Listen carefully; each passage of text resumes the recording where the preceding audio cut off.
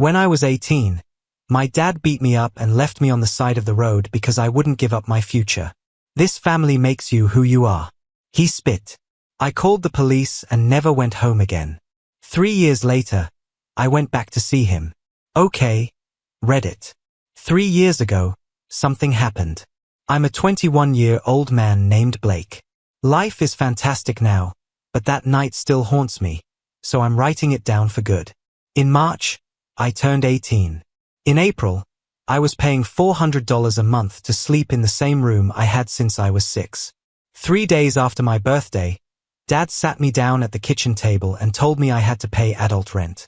$400 a month, due on the first of the month, in cash only. There wasn't any food either. Mom sat there and nodded like it was normal. After that, I would leave an envelope on the counter every month before work. Dad would count it in front of me like I was a renter. I worked at an auto parts store since I was 16, and I graduated with a 3.7. I wasn't being lazy. I was saving money to leave.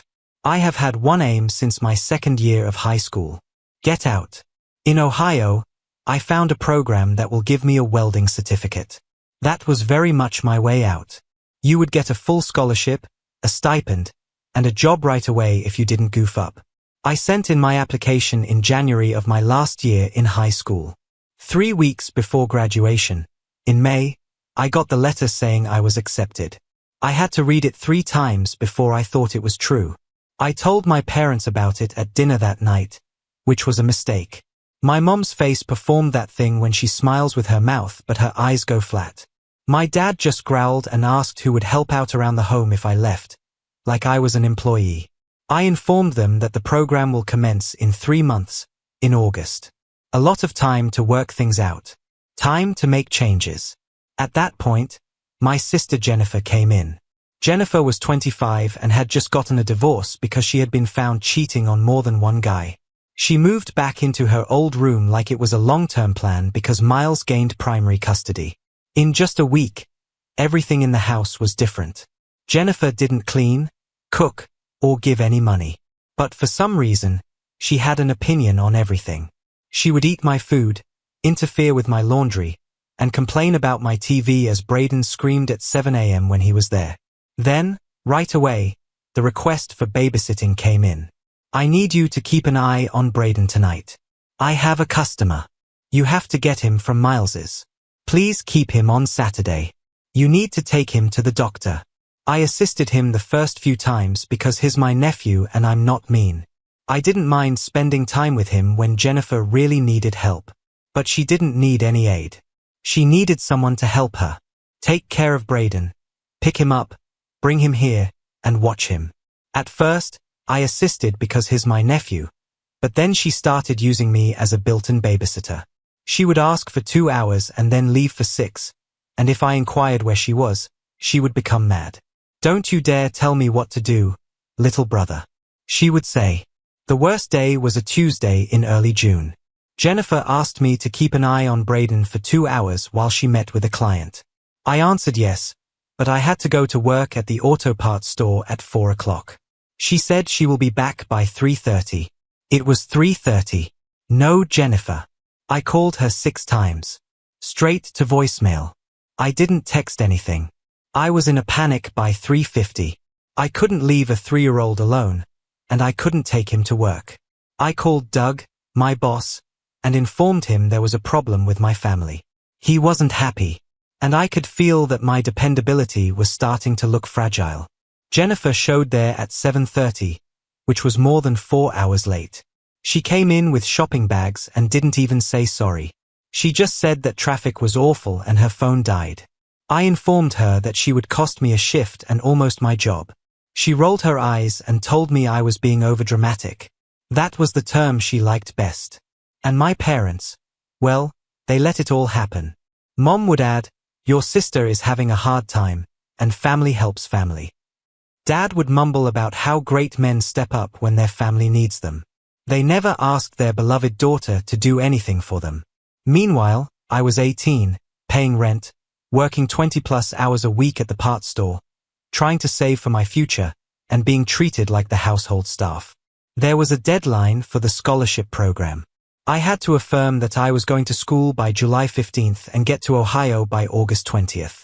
Housing was set up, but I had to sign the papers. The stipend would start when school started, but I'd need to save up money to fill the gap. I could do this. I simply had to make it through the next 3 months without my family ruining everything. So I started to get ready in secret. I printed out my papers, signed what I needed to, and put the essentials in a place where no one would see.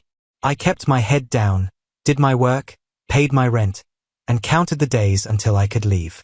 It was a Thursday night in early July that the intervention took place. After a long day at work, I got home about 6 o'clock. It seemed strange that Braden's booster seat was in Jennifer's car when it was supposed to be Miles's week. She must have gotten him up early.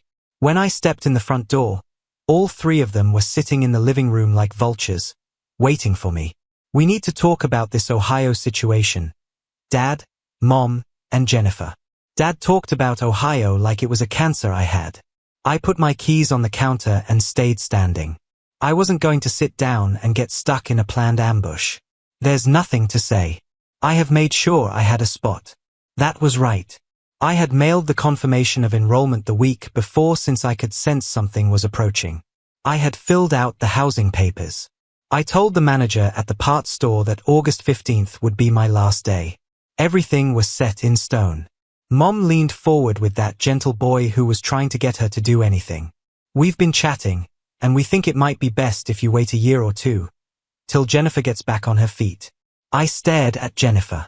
She kept swiping through her phone like this conversation wasn't important to her. Gets back on her feet. How? She doesn't have a consistent job. She doesn't pay her rent. Most of the time, she doesn't watch her own baby. What's the plan? Jennifer's head jerked up. I'm sorry? I'm starting a business. You have no idea how hard that is. You have no concept what I'm going through. Do you know how hard it is for me to be a single mom? Yes, but you like being single without your mom. I shot back. She didn't like that. I went back to my parents. You want me to give up a full scholarship and stipend, as well as the program's job placement pipeline, so I can watch your kids and keep paying you rent while Jennifer finds new restaurants? Dad's jaw got tight. He had that expression on his face that says he's about to give a lecture. First of all, be careful with your tone. Second, this isn't about watching kids. This is about being responsible. This is about you believing you're too good to help when we need it. I kept my voice level. I've been helping for 3 months straight, and I pay $400 a month to live in my old bedroom. Jennifer doesn't pay anything. She doesn't help at all. And you want me to give up my future so she may keep doing nothing? Mom's eyes filled with tears. Her complete support system has been taken away from her. Her marriage, her home, and her stability. She is hurting Blake. She needs us to help her. I lost it. That's her fault. She destroyed her own marriage. So please forgive me if I don't feel sorry for her. You might want to let her deal with the consequences this time. The room was completely quiet. Jennifer even stopped. She got up, her face red, and started to scream. About how I was a bratty young kid who didn't know how to deal with adults. About how I couldn't know what it was like to be in a true relationship because I had never been in one. That Miles was domineering and not there for her emotionally, and that she deserved to be happy. Dad pointed at me. Say sorry to your sister now. I didn't say sorry. I went to my room and locked the door. I could hear them conversing in the kitchen for the next hour. Dad's voice was quiet. Mom was saying yes in that quiet voice she uses when she agrees with him without stating anything clearly. Jennifer was in tears. Most likely trying to get compassion. I sent an SMS to my best friend Mason. Things are getting worse here. Family attack tonight. If I don't get in touch with you by tomorrow night, something went wrong.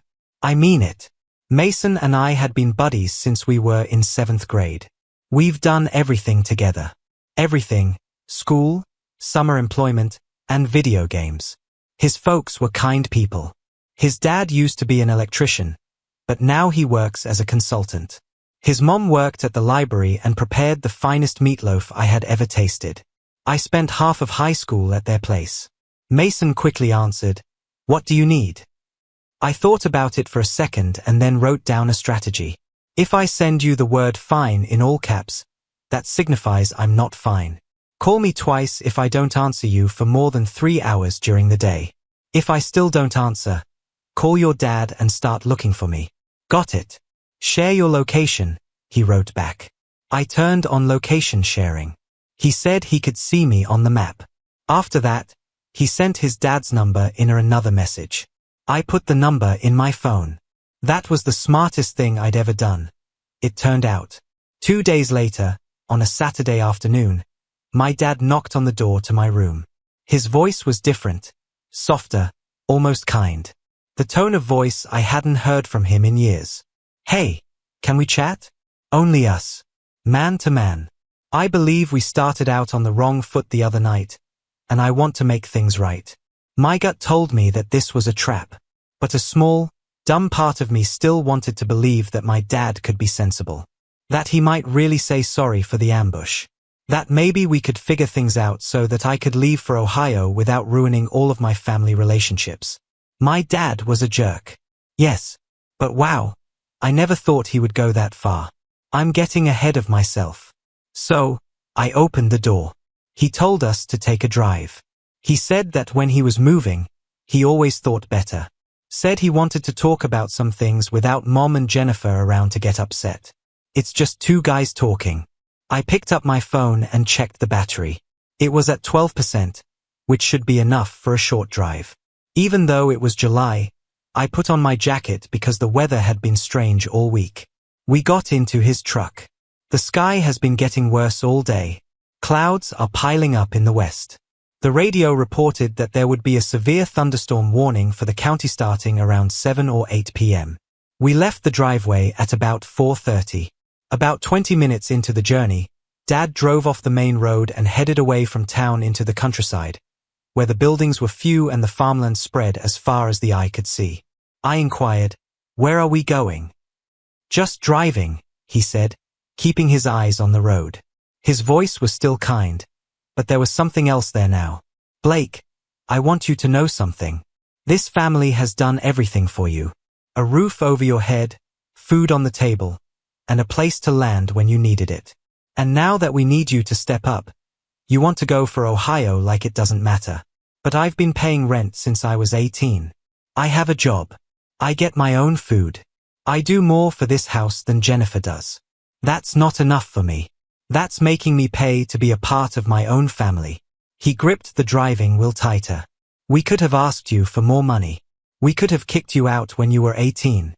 Some parents do that, but we didn't because family takes care of family and family involves giving up something." At first, the rain was light and only speckled the glass. Then it got heavier and harder until the wipers couldn't keep up. We were now on a county road that didn't have any lines drawn on it and didn't have much of a shoulder. There were only cornfields and a barn here and there. I looked at my phone. 1 bar of signal, then none. "Please turn around, Dad. The storm is growing worse. You can't go until you know what you're about to throw away." He turned left into a gravel lane that led to an old grain elevator. It was the kind of facility that probably hadn't been utilized in years. There were no lights, no other cars, and all I could hear was the rain hitting the windshield and the wind shaking the truck. "I want to go home, Dad." He didn't say anything. He twisted in his seat, face flat, and reached across the console. He grabbed my jacket collar before I could do anything. I tried to pull away, but he was 60 pounds heavier than me and had been doing hard work his whole life. He pushed me into the door of the passenger seat. I hit my head on the window. He punched me twice in the ribs when I put my hands up. Planned and controlled. I couldn't get any air. The pain came on quickly and was very bad. I started to open the door, but he grabbed my arm and pulled it back firmly. He took my phone out of my jacket pocket and looked at the screen. There is no signal and 7% battery left. He threw it into the ditch and the weeds, where I wouldn't be able to find it in the dark. Then he leaned over me, opened the door, and pushed me out. I hit the gravel hard with my hands first, then my knees. Rain gets through right away. I looked up and saw that his taillights were already fading into the distance. No words, no speech, simply gone. I was about 40 meters from home. Afterward, I looked at a map. I didn't have my phone or wallet with me because I had left them on my dresser. My ribs hurt every time I breathed. The storm is becoming worse by the minute. For the first 10 minutes, I just sat in the dirt trying to figure out what had occurred. My own dad had just hit me and abandoned me in the middle of nowhere in a storm. Like I was trash. As if I were nothing. Still, I looked for my phone. Crawled around in the ditch for a while. Hands in the dirt. Rain pounding on my back. Did not find it. He knew what he was doing. Sharing your location was pointless now. It just displayed my final ping close to home before the service went out. After the phone was thrown away, it was merely a broken piece of plastic in a ditch. I had to go. Being here wasn't going to help anything. I chose a direction and began to walk.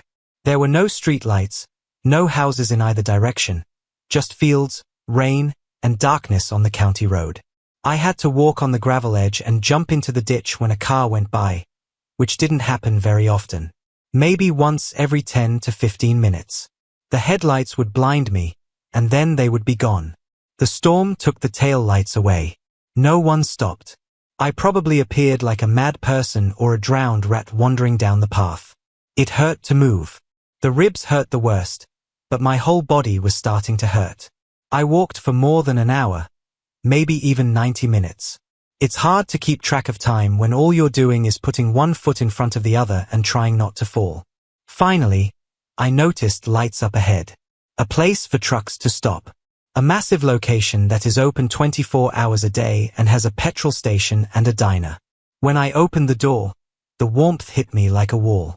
When the person behind the counter saw me, his countenance altered. "Hey, are you okay? Do you need help? I need to borrow a phone. Mine is dead." He gave me his phone without asking any questions. I called Mason's dad. He answered on the third ring. "Hey, Mr. Henson, it's Blake. Something took place. I'm at Miller's Travel Center, which is a truck stop. Stay inside. Stay warm. We're on our way." He hung up the phone. The cashier gave me coffee and let me sit in a booth. Mason and his dad came in about 45 minutes later. When Mason saw me, his face turned white. "First, we're heading to the hospital, and then to the police station." He sat down in front of me. "Tell me all about it." I told them everything. Everything. Mr. Henson nodded once when I was done. "We are going to do this the proper way. First, get the medical records. After that, we write a report.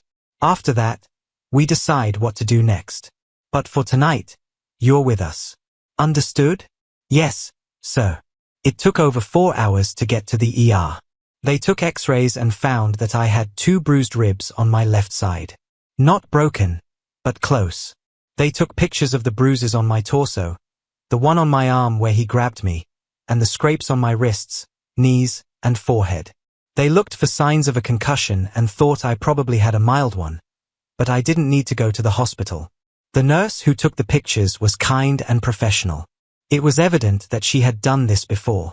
She labeled it a domestic situation, which is a polite way of saying that family members hurt each other.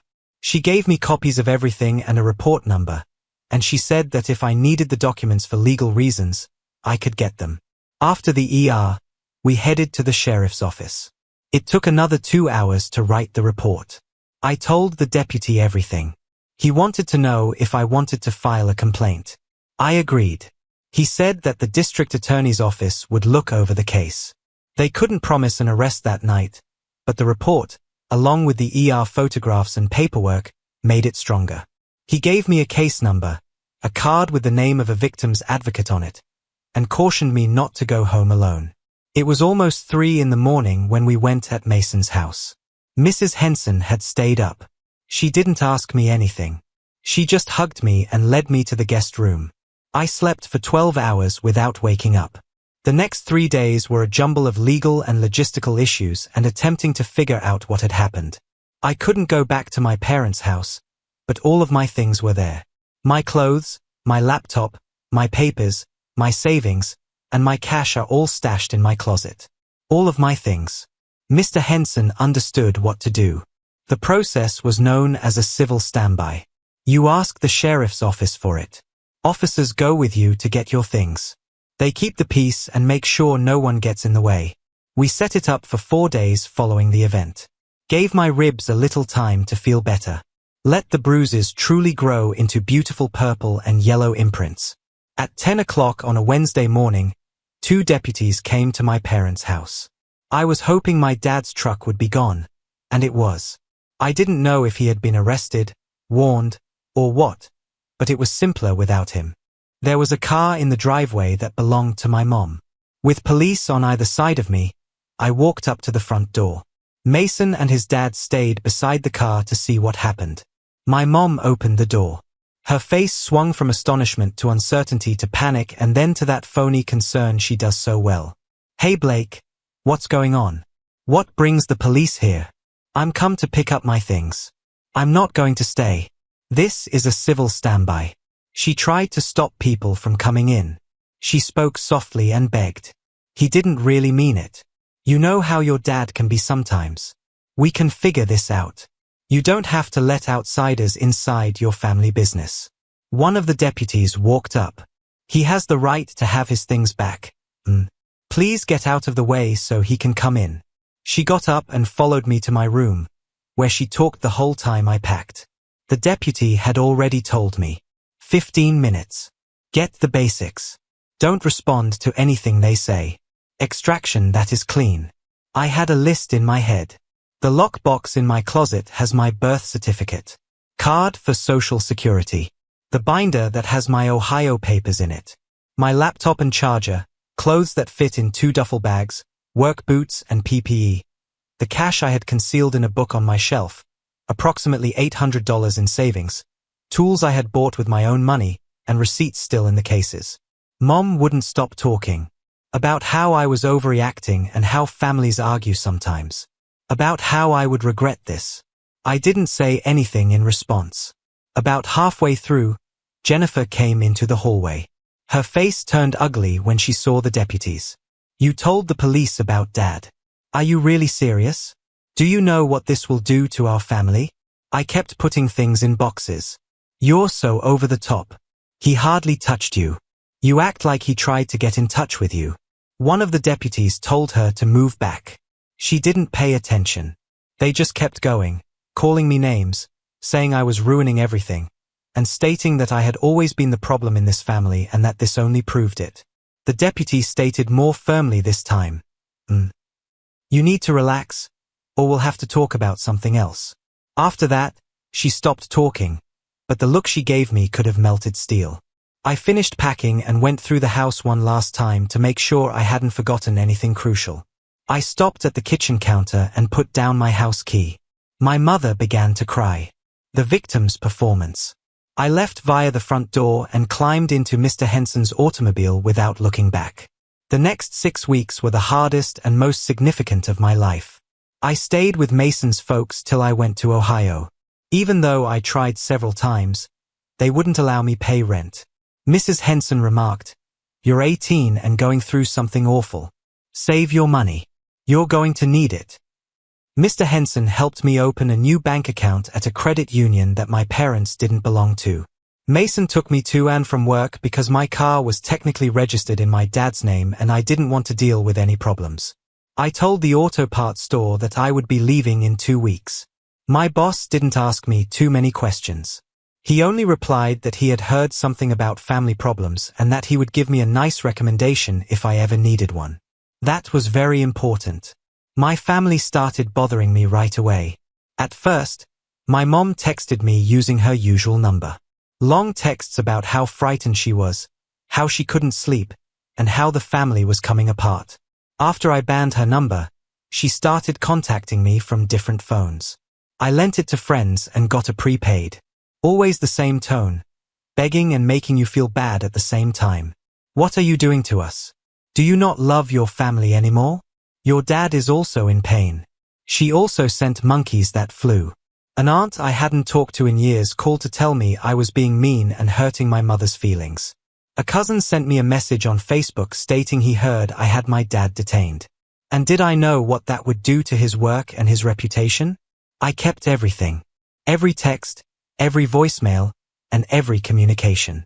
The victim's advocate informed me that paperwork is important, especially if things get worse. My dad never called me directly. Later, I learned that his lawyer had told him not to talk to me at all while the investigation was going on. The case against the culprit moved slowly. It took the DA's office weeks to look over everything. The investigator who was in charge of my case talked to me twice. Once shortly after I filed the report and again approximately a month later. He noted that situations of abuse between family members were hard. Without witnesses, it often came down to physical evidence and trustworthiness. My recorded injuries were helpful. The medical records were useful. My tale stayed the same, which helped. In the end, they gave my dad a plea deal. Misdemeanor assault, mandatory anger management programs, 2 years of probation, and no jail time. He took it since challenging it would have meant going to court and being looked at more closely. It wasn't the fair thing I wanted. I wanted him in a cell, but it was something. It was a record that would stay with him. He didn't go to jail, but he did lose the one thing he really cared about. Control, reputation, and the image of the guy he pretended to be. 2 months after I had already started the program in Ohio, I got the news about the plea deal. Ohio was actually a good place. The program was quite hard. In the mornings, students study about metallurgy, how to interpret blueprints, safety rules, and welding theory in the classroom. In the afternoons, they practice running beads and learn different techniques. At night, I did homework and studied for certification tests. It was a lot, but I was ready for it. For years, I had been going to school and working at the same time. This was just like the others. But now I was learning something that was important to me. My roommate was a man from Kentucky named Devon. Not a loud kid. He didn't say much, but he always had coffee ready by 6 a.m. He never said anything when I got back late from the training lab. We got along by not getting in each other's way, which was just what I needed. The first year I lived quite cheaply. Peanut butter sandwiches, ramen when I was feeling sophisticated, and rice and beans. I got a used car from someone else in the program. It ran rough, but it ran, and that's all that counted. I took a work on the weekends at a hardware store close to university. Not a lot of hours, but enough to steadily build up my savings again. I was getting by with the stipend and the part-time job. Barely, but still alive. The paid internship began in the 6th month. A fabrication shop that built parts for farm equipment and did industrial welding. They worked 40 hours a week and did the rest of their schoolwork at night. I was always tired. My hands were rough. I was in pain in my back, yet I was the happiest I had ever been. About 4 months in, it clicked. We took a practical test. Position 3G for vertical upweld. The instructor is observing you with a clipboard. A lot of the boys in class were nervous. Hands shaking, beads coming out rough or with a hole in them. I put up my plate, checked my settings, hit the arc, and let everything else go quiet. A steady hand and a steady tempo of travel. I wanted the puddle to form and flow exactly where I wanted it to.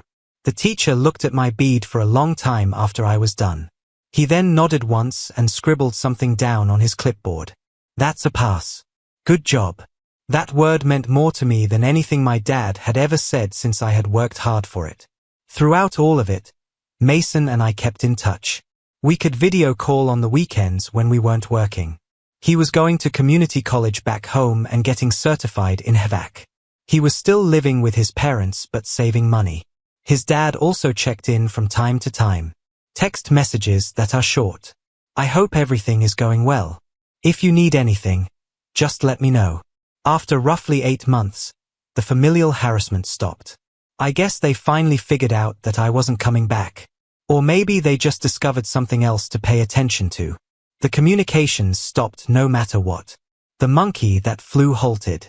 The quiet was nice. I did quite well on the program. Got a full-time job at a factory in Columbus. The internship was with a different company, but this one is bigger. More money. Pros. The kind of job that gets better over time. I moved into my own studio apartment and it felt like bliss. I got my furnishings from thrift stores. For 3 months, I slept on a mattress on the floor until I could buy a bed frame. I planned every dollar like it was my last chance to live. For a while, it really was. Things got better slowly. The paychecks got bigger. The money saved grew. The score on the credit went raised. I got a used truck that was still in good shape.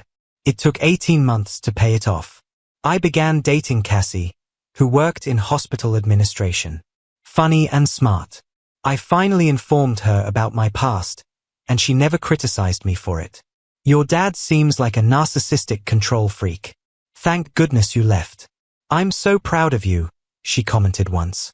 About a year after I did, Mason went to Ohio. Got a job doing HVAC installation at a commercial company. We split a 2-bedroom apartment for a while until he got his own place. Still grabbed dinner most weeks. Still had each other's backs.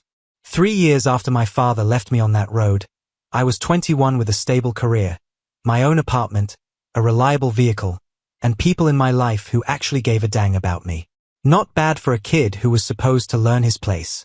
The call that changed everything came on an ordinary Tuesday afternoon. I was at work when my phone buzzed. Number back home, area code I recognized but didn't have saved. Something made me answer.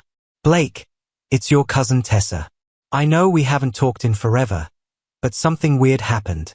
I need a quote on some custom fabrication work for a project and your company came up in my search. Then I saw your name in the employee directory. Small world, right? Tessa was my mom's brother's daughter. We'd been close when we were little kids, drifted apart as teenagers when our family stopped getting together as much. She'd never been part of the harassment campaign after I left. She'd stayed neutral, which in my family counted as loyalty. We talked business for a few minutes. Her project was legitimate. Some custom brackets for a renovation she was managing. I told her I'd get her a quote and forward it to her email. Then she went quiet for a second. Hey, I don't know if you want to hear this or not, but things got really bad back home after you left. Like really bad. I leaned back in my chair. Go ahead. It came out in pieces. She wasn't trying to guilt-trip me or advocate for anyone. She was just telling me what happened because she thought I should know. After my case went public, even though it was just a misdemeanor, people in town found out. Small community. Word travels.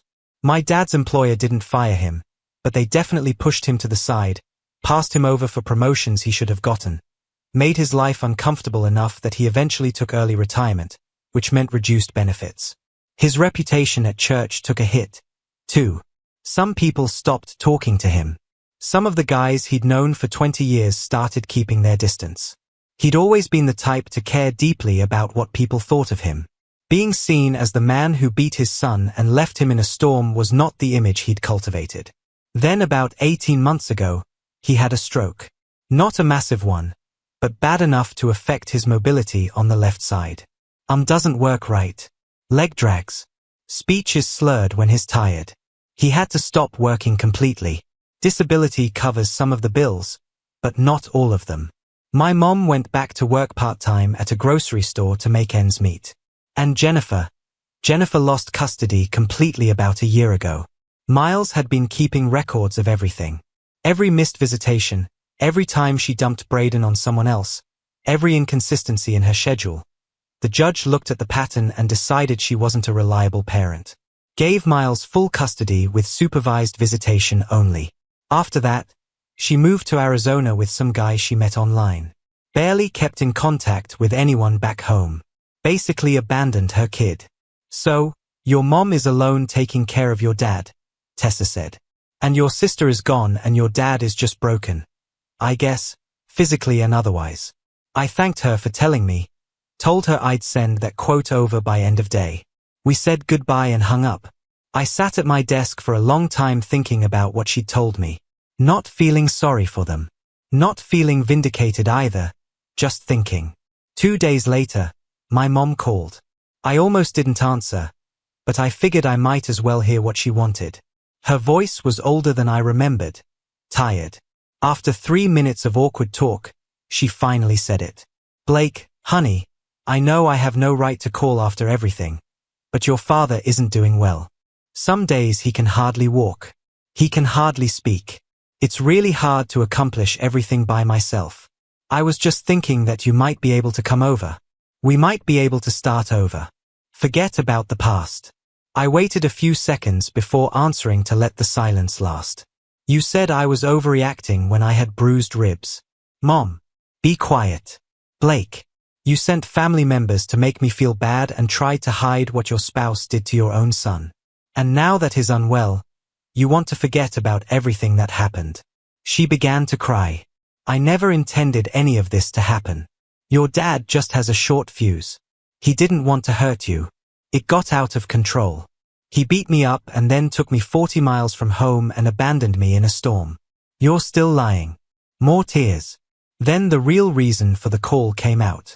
We're having a hard time, Blake.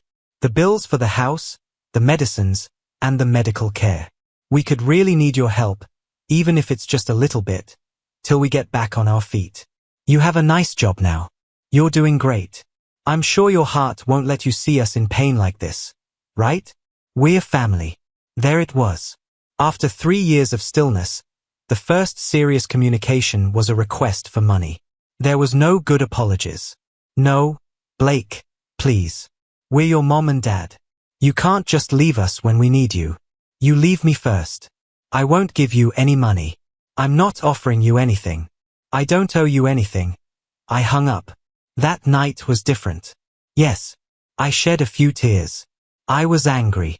That old memory I had been trying to forget came back to me. Cassie saw me sitting alone in the bedroom and knew right away. What happened, Blake? Nothing, sweetheart. Something got into my eye. Of course. I'm not stupid. What is it? So, I told her the short story. She just hugged me and held on tight. No words. And to be honest, that was precisely what I needed. A week later, I made a choice. I drove back to my hometown because I needed to close the door for myself. He had finished his probation a few months ago. There is no more active or contact order. There was nothing in the law that could stop me from showing up. Mason came along with me. We borrowed his truck and went on a day excursion. I didn't notify my mom we were coming. The house looked worse than I thought it would. The paint is coming off the trim. The lawn is spotty and too long. Everything in the place seemed worn out. I knocked on the door, and my mom opened it. In the 3 years since I last saw her, she looked like she had aged 15 years. Her hair is gray, there are creases around her eyes, and she is thinner than she used to be. Blake. Her eyes got big. You came. She leaned out to touch me, and I moved back. There was a moment of silence. I'm not going to stay. I came to see him. She nodded her head. Took me through the house to the back bedroom. Basically, they turned it into a hospital room. Tools for medicine. The stench of being unwell. I helped my dad sit up in bed. His left arm was bent against his chest. The blanket made my left leg unusable. The stroke made his face look thinner, grayer, and droopier on one side. He looked at me with wide eyes. Blake. I was standing at the foot of the bed. Didn't get any closer. He tried to get up but couldn't. He held on to the bed sheet with his good hand. He made an effort to speak. I didn't give him a chance. Don't get too tired. You are already fatigued. Son, please just listen to me. He could hardly say the words. I'm so sorry. I wish I hadn't done anything. Keep it. I don't want your apologies, and I know I'll never forgive you. He couldn't even answer when the tears started to fall. My mom was also crying outside the door. I stared at each of them and didn't feel anything. I wished you were different my whole life. I wish you would treat me like your son. I kept my voice steady, but you didn't. You acted like I was your servant. You wanted me to know where I stood, and I did. I stopped for a moment to let it sink in. You can't see the man you made me become anymore. I walked away since he didn't say anything. At the door, my mom tried to stop me. He is still your father? Isn't there a way you can forgive? He chose. I did too. I walked outside and got into Mason's truck. There wasn't much noise on the way back to Ohio. About halfway, we stopped at a truck stop to get gas and dinner. Mason wanted to know whether I was okay. I meant what I said when I said I was. Please subscribe if you like this video. It definitely helps the channel and us get you more and better stories. Thanks.